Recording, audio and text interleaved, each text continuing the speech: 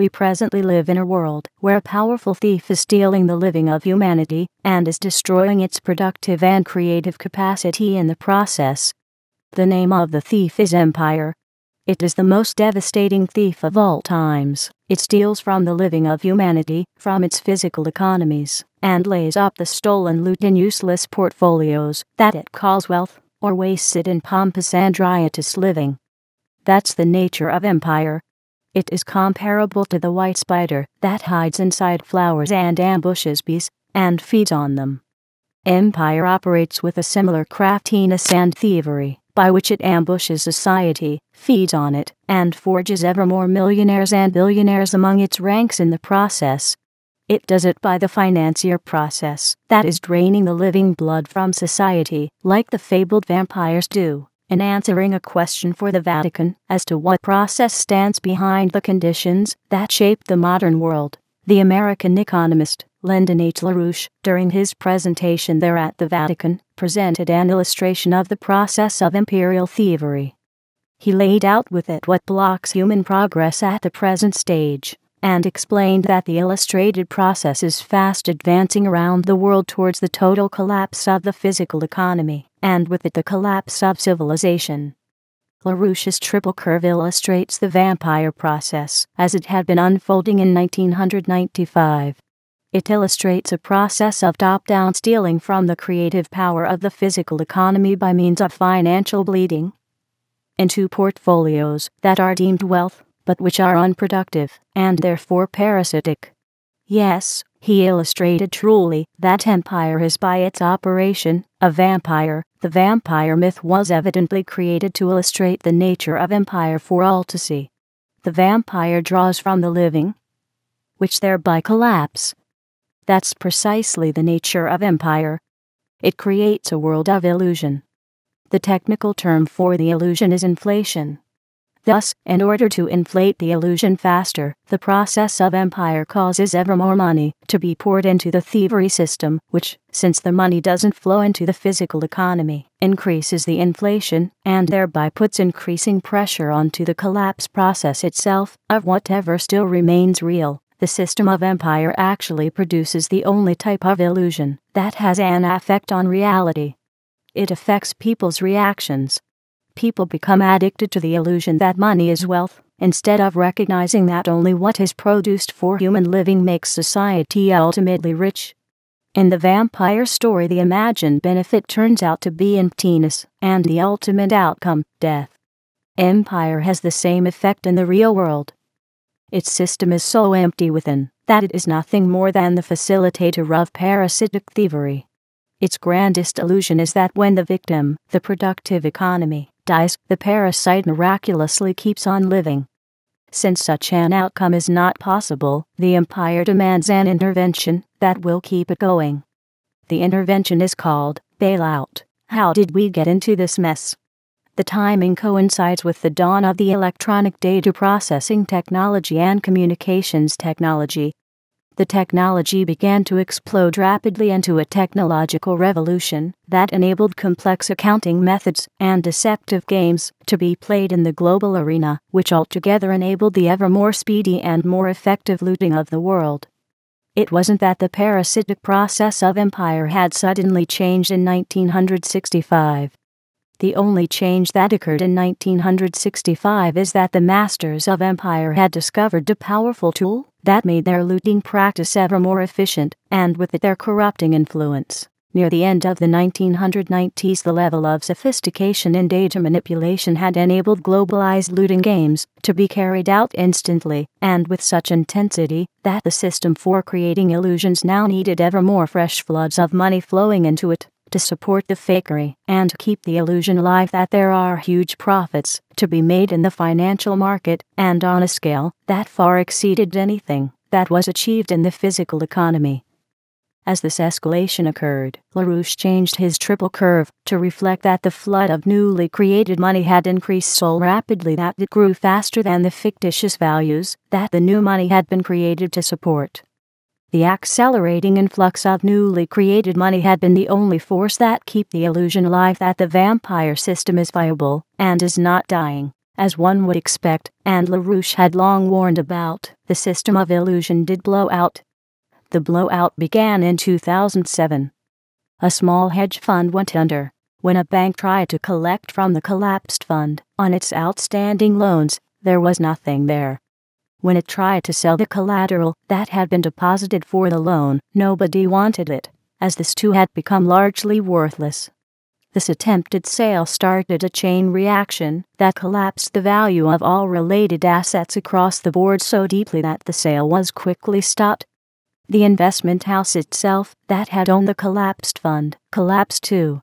The result of it all caused major tremors in the system, because the entire system was essentially as bankrupt as the investment company that had collapsed. In order to hide the global bankruptcy of the system and to prevent the further collapse of financial values across the entire financial industry, the government was essentially ordered to buy up all the worthless junk of all the banks at face value, just to keep the junk off the market. This particular type of bailout process was called the Troubled Assets Recovery Program. But it didn't solve the underlying cause. It didn't solve the systemic failure. Nobody had any intention to change the system that was defective at the core and was dying. Thus more and more bailout programs were called for, with ever greater haste, in order to create the illusion that the corpse was still alive. The bailout process started in 2008. By 2011, 3 years down the road, an estimated $35 trillion has been given away in various schemes to bail out the looting system that was collapsing, which by then was run by very big banks and institutions that were said to be too big to be allowed to fail.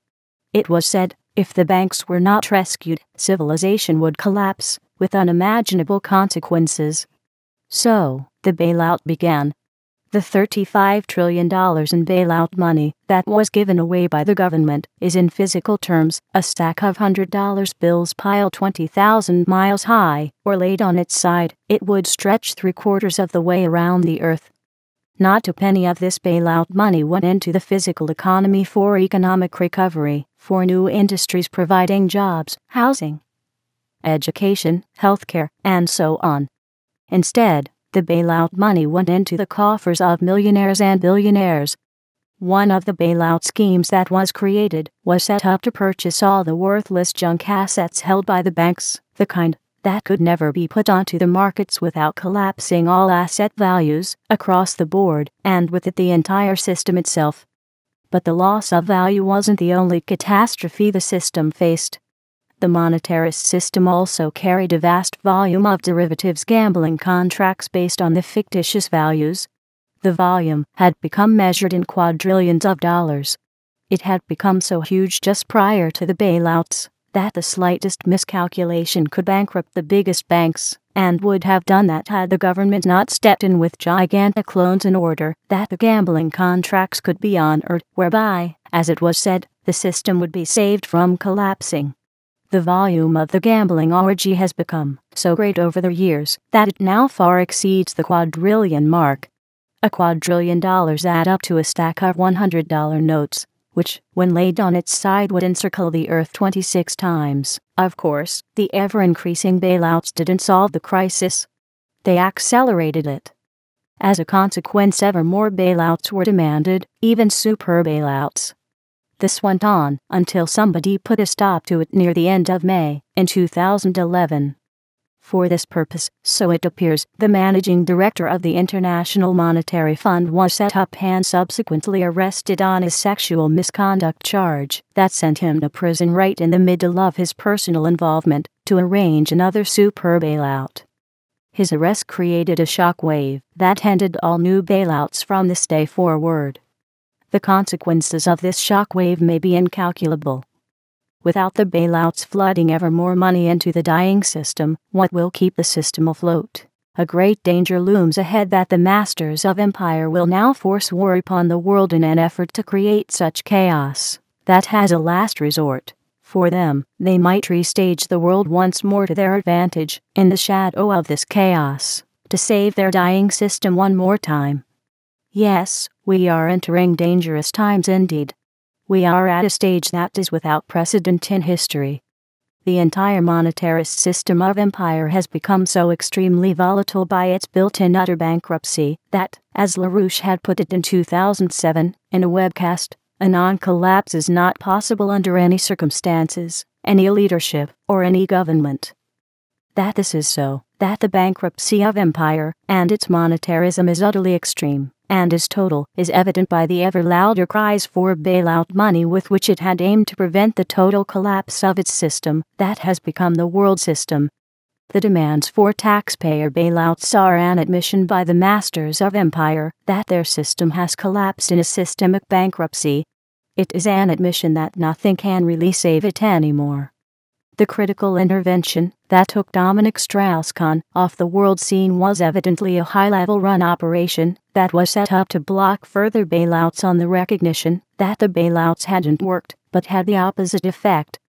The intervention was also at the same time a high-level admission that the present system is so hopelessly dead that nothing can save it by systemic means. That's like an admission that the bailouts process caused the dead corpse to disintegrate faster instead of slower, whereby the games have essentially come upon its end. Another admission that the monetarist system is hopelessly dead was issued by high-level European officials. With the Greek national debt having risen to such gigantic proportions that no hope exists for it ever to be repaid, rational voices called for a restructuring of the Greek debt, which typically includes massive write-offs. The official answer was, no, no, no. This means that any write-down of any debt is no longer possible, because the derivatives gambling contracts that are riding on the debt instruments are many times larger than the debt itself. The system is now in a deeply hopeless crisis, since the collapsing physical economy in the monetarist world, which presently produces only millionaires and billionaires, and not much else, is no longer able to pay the mushrooming interest on the debt that resulted. Nearly every nation is now in this kind of situation, in spite of the ever more brutal austerity measures and tax increases that are being imposed on the population to bleed more blood out of them. Thus, with the populations becoming increasingly choked to death, many a government is about to tumble in the near term, by which the masters of empire are increasingly losing their grip onto the nations and the world, and are becoming ever more desperate.